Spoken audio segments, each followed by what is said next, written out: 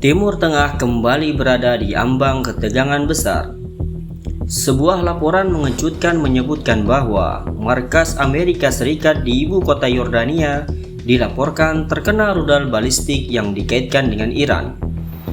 Jika informasi ini benar, maka ini bukan sekadar insiden biasa, melainkan sebuah sinyal yang bisa mengguncang stabilitas kawasan dan memicu gelombang reaksi internasional.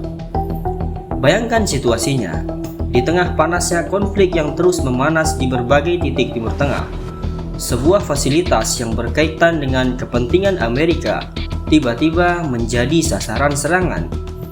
Dunia langsung bertanya-tanya, siapa yang berada di balik serangan ini? Apa motif sebenarnya?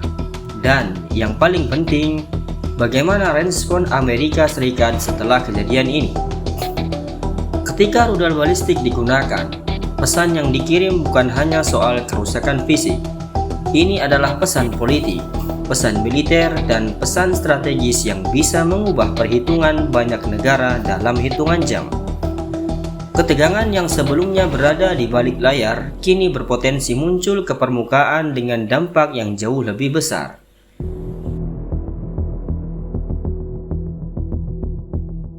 Para pengamat keamanan menilai bahwa setiap serangan terhadap aset yang berhubungan dengan Amerika di kawasan memiliki konsekuensi yang tidak sederhana, sebab satu langkah balasan dapat memicu langkah berikutnya, dan rantai responnya itu bisa berkembang menjadi eskalasi yang lebih luas. Sementara itu, perhatian dunia kini tertuju pada Yordania, negara yang selama ini dikenal sebagai salah satu pilar stabilitas di kawasan, mendadak menjadi pusat sorotan internasional. Aktivitas diplomatik berkirakan meningkat, komunikasi antar negara berlangsung intensif, dan berbagai pihak berusaha memastikan situasi tidak berkembang ke arah yang lebih berbahaya. Di sisi lain, pasar global juga mulai mencermati perkembangan ini dengan sangat serius. Setiap ketegangan di Timur Tengah selalu membawa dampak terhadap harga energi, keamanan jalur perdagangan, hingga sentimen ekonomi dunia. Karena itu, peristiwa ini bukan hanya menjadi perhatian negara-negara di kawasan, tetapi juga masyarakat internasional secara keseluruhan. Namun hingga saat ini, berbagai laporan yang beredar masih terus diverifikasi.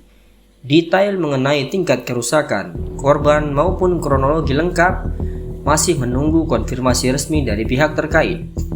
Karena itu, penting untuk menunggu perkembangan lebih lanjut dan tidak terburu-buru menarik kesimpulan sebelum fakta-fakta yang valid tersedia. Satu hal yang pasti, dunia sedang menyaksikan perkembangan yang sangat serius.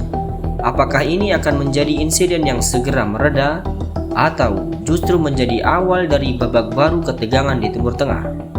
Kita akan terus mengikuti setiap perkembangannya. Jangan lewatkan update terbaru karena situasi ini bisa berubah kapan saja.